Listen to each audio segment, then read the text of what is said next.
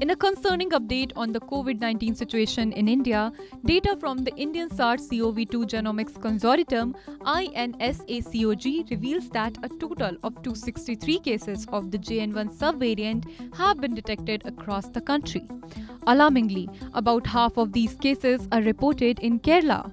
The subvariant has now been identified in 10 states and union territories, posing a challenge in the ongoing battle against the pandemic.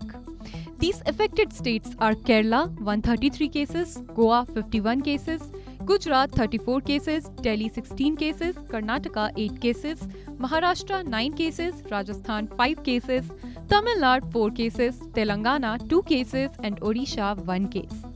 According to the Indian SARS-CoV-2 Genomics Consortium.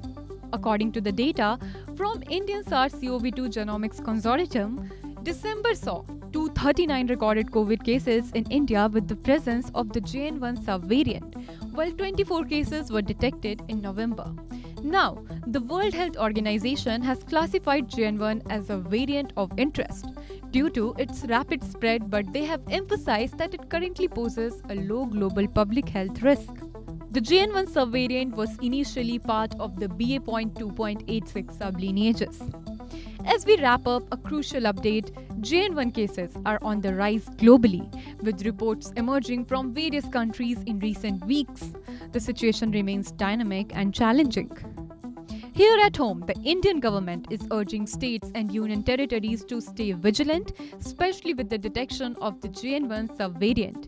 It's a reminder for everyone to continue following safety measures. On the COVID front, India has reported 573 new infections and the active cases currently stand at 4,565, as per the latest data from the Health Ministry. Stay informed, stay safe, and let's navigate through these challenging times together. Subscribe to One India channel and never miss an update.